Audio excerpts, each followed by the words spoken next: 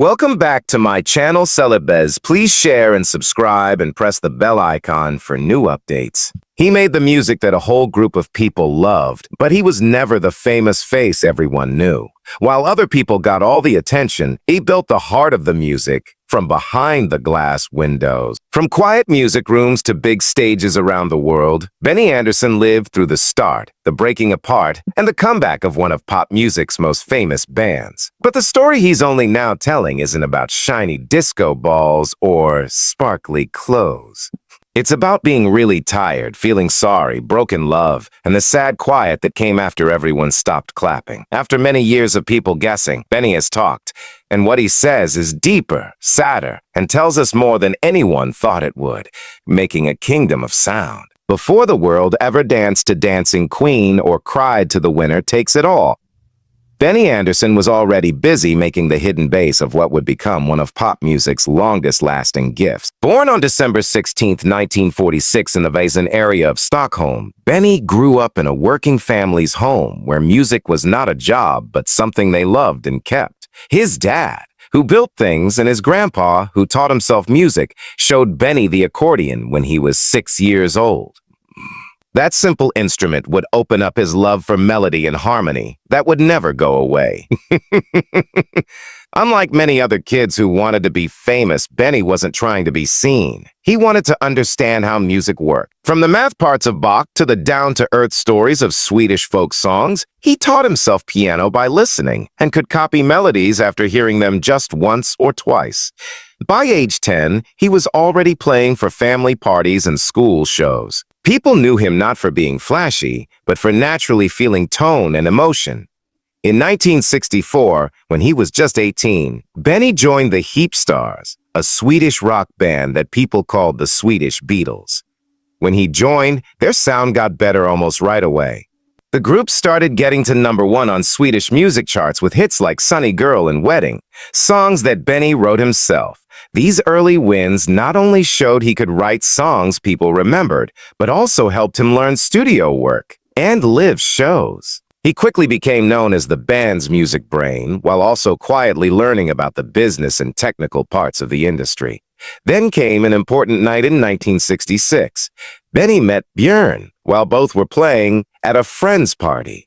Björn, who was in the folk pop group the Hootenanny Singers, loved harmony, arranging, and details just like Benny did.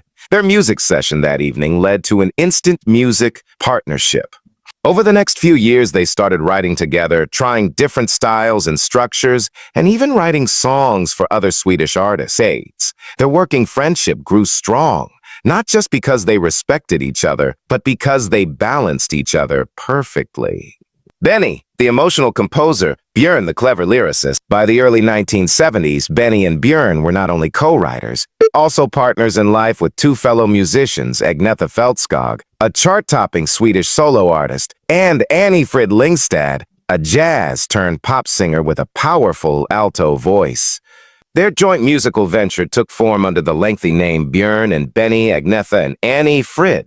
The name was clumsy, but the chemistry was electric. They tried and failed to win the Swedish selection for Eurovision in 1973. Not giving up, they came back the next year with Waterloo, a glam pop anthem that won the 1974 Eurovision Song Contest and instantly made them international stars. Shortly afterward, they adopted a more memorable name, ABBA, using the first letters of their names. From that moment on, Benny was no longer just a pop musician. He was a sound architect. He treated each song like a painting, layering instruments, arranging vocal harmonies with precision, and experimenting with synthesizers long before it was trendy. In the studio, he was known for his patience and perfectionism, sometimes spending days reworking a single harmony until it felt emotionally right.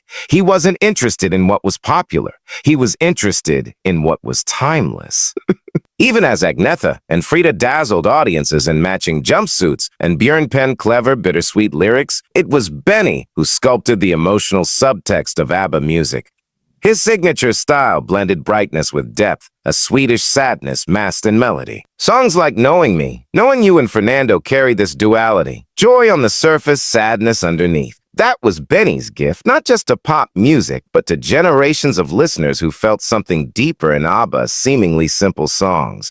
In truth, Benny Andersson wasn't just building songs. He was building a kingdom, one where every chord, every silence, every note mattered. And while the spotlight often shone elsewhere, the architecture of ABBA's sound was unmistakably his, falling apart while climbing higher. For most of the 1970s, ABBA rode an unstoppable wave of fame. But as the band soared publicly, it began to erode privately. The unraveling wasn't sudden. It was subtle, slow, like a house weathered by time rather than destroyed by fire.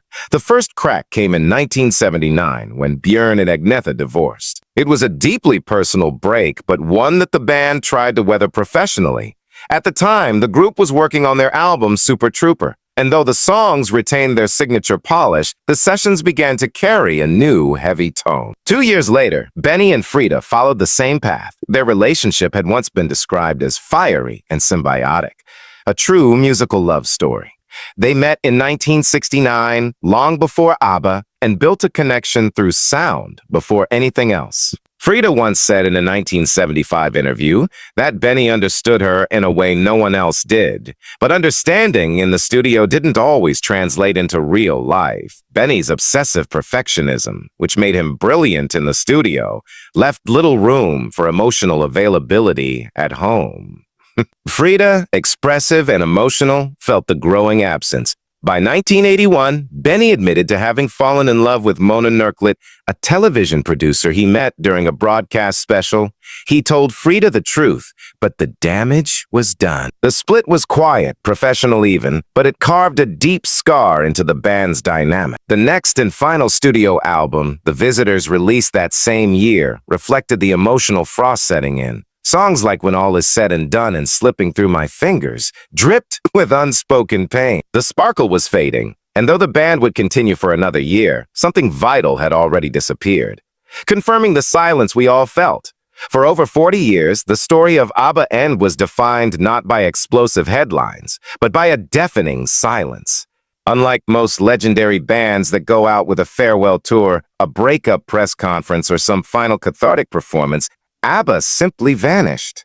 Their last official single, Under Attack, was released in December 1982. It failed to make the impact of their earlier hits. There was no follow-up album, no world tour, no curtain call, just a gradual fade into the mist of speculation and fan theories that would stretch across decades.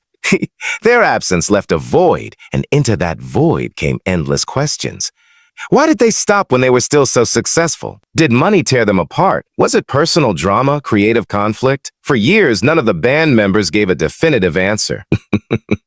Interviews remained vague. The word hiatus floated around, and their public appearances became rare and cautiously polite. In many ways, ABBA became a myth frozen in time.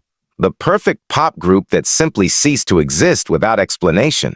That changed in November 2024. Benny Andersson, long known for his quiet introspection and avoidance of personal publicity, sat down for an interview with The Guardian. He didn't arrive with a rehearsed narrative. There was no publicist-crafted statement or airbrushed PR spin. Instead, Benny did something rare. He told the truth plainly. We were exhausted, he admitted. Marriages were falling apart. The music was starting to sound unnatural. We needed to stop to preserve ourselves. That simple, unsentimental statement hit harder than any scandal ever could. In just a few words, Benny confirmed what many longtime fans had always suspected. The breakup hadn't come from betrayal or artistic feuding. It had come from emotional depletion. After years of performing, recording, and maintaining the illusion of joy while their personal lives collapsed behind the scenes, the group was drained. Not dramatically, quietly, fatally. Then, in April 2025, Benny gave a follow-up interview to Billboard, offering even deeper insight. He described the band's final 2 years, 1981 and 1982, as uninspired workdays. What had once been vibrant collaboration had turned into routine. He and Björn were still writing, but without the same energy or purpose. The songs came more slowly. The studio sessions were shorter. Everything had started to feel like a job, not a passion. Even more telling was how Benny framed the group's decision to stop. He didn't call it a failure. He didn't romanticize it. He described it as an inevitable unraveling. It wasn't sustainable anymore. He said we couldn't go on pretending, not to each other, not to ourselves. This acknowledgement wasn't just illuminating. It was healing. For decades, fans had heard that final ABBA albums like The Visitors felt different, more introspective, more melancholic. Songs like One of Us, like an angel passing through my room, and The Day Before You Came didn't just sound sad. They were sad. There was a heaviness in the lyrics and arrangements that betrayed something deeper than pop trends. Benny's confession validated that feeling. The ache, the sense of something unraveling beneath the polished surface, wasn't a projection. It was real. What's striking is that none of Benny's revelations carried bitterness. He didn't place blame on Björn, Agnetha, or Frida. Instead, he spoke of the band's end like a natural conclusion, like a beautiful machine that had run its course. We had done what we could do, he said. There was nothing left in us to give it honestly. For fans, it was the closure they never knew they needed. The mystery was no longer mysterious. The silence had a reason, and most importantly, the pain that had echoed through ABBA final songs now had a name. Exhaustion, emotional collapse, and the quiet necessity of walking away. Frida's path through grief and royalty. After ABBA quiet dissolution, Frida embarked on a journey no one quite expected. In 1992, she married Prince Heinrich Roos of Plön. Becoming a member of European royalty, the Swedish press went into a frenzy. How could the same woman who once ruled disco floors now be living in a Swiss castle, attending galas and banquets? But life as a princess wasn't the fairy tale it appeared to be. Frida struggled with the rigidity of aristocratic expectation. The spontaneity and emotion that defined her as a performer didn't fit into the structured world of royalty. And then came the deepest heartbreak of her life. In 1998, her daughter Anne-Lie Slott died in a car accident in New York. She was just 30 years old. The loss was devastating. The woman who once sang to millions now sought silence, grief-stricken in her secluded home near Lake Geneva. The glitz of royalty, the fame of her past, it all paled in comparison to the emptiness left by her daughter's absence. And yet it was Benny who reappeared during that time. Despite everything, he reached out. They shared a past no one else could understand. And in their quiet reconnection, there was comfort. Not in reliving the glory days, but in the understanding that only two people who had seen everything fall apart could truly share. Frida, who once needed the spotlight to feel seen, had now found peace in simply being remembered, not by the world, but by someone who had known her before it all. Returning without regret in 2018, after decades apart, the unthinkable happened. ABBA reunited to record 2 new songs. The announcement stunned the music world, not just because it ended a 36-year silence, but because it marked the beginning of one of the most ambitious projects in music history, ABBA Voyage. By 2021, Benny and Björn had composed a full-length studio album under the same name. And Benny had taken total control of production. But more than the music, it was the performance model that changed everything. ABBA Voyage wasn't a traditional concert. It was a digital experience. Using motion capture and avatar technology, Benny and the team recreated the band's 1979 selves, performing live with a 10-piece band at a purpose-built arena in London. The show was an astonishing success. Since opening in May 2022, it has sold over 1.3 million tickets, attracting fans from more than 140 countries.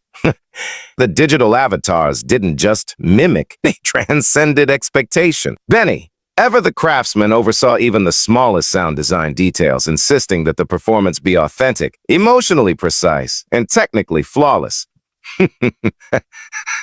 Most remarkably, the band declined a $1 billion offer for a live tour. They didn't want to chase the old high. Instead, they redefined performance on their terms. The avatars, like Benny himself, didn't need to be seen to be felt. The music spoke for them as it always had, letting the music speak the truth. Now at 78, Benny Andersson no longer hides behind perfect harmonies or studio walls. In recent interviews, he's been quietly unpacking decades of emotional restraint. He's admitted that music was his escape. He didn't know how to talk about pain, so he composed it instead. He once said, "I gave my best lines to songs, not to the people who needed to hear them from me." That line, so simple, so raw, reframes everything we thought we knew. Benny wasn't cold. He was scared. Scared to confront the emotions that swirled beneath every love song, every breakup ballad, every hit that masked heartache. And that fear, that silence, is what ultimately undid the band from within. Not drama, not betrayal, just fragility. The kind of human softness that fame never prepared them to handle. There's beauty in his honesty. Because by finally saying these things aloud, Benny is doing what ABBA never did, offering closure. He's telling us that it was never about perfection. It was always about survival. The music didn't save them from their pain. It was how they lived through it. And perhaps that's why the songs endure. They were never polished fantasies. They were real, messy, complicated fragments of four people trying to hold themselves together. And now, after all these years, the quiet man at the piano has finally let us in. How do you think ABBA music might have sounded if they had faced their emotions head-on instead of through their songs? Let us know in the comments. And if this story moved you, don't forget to like, share, and subscribe for more powerful musical journeys.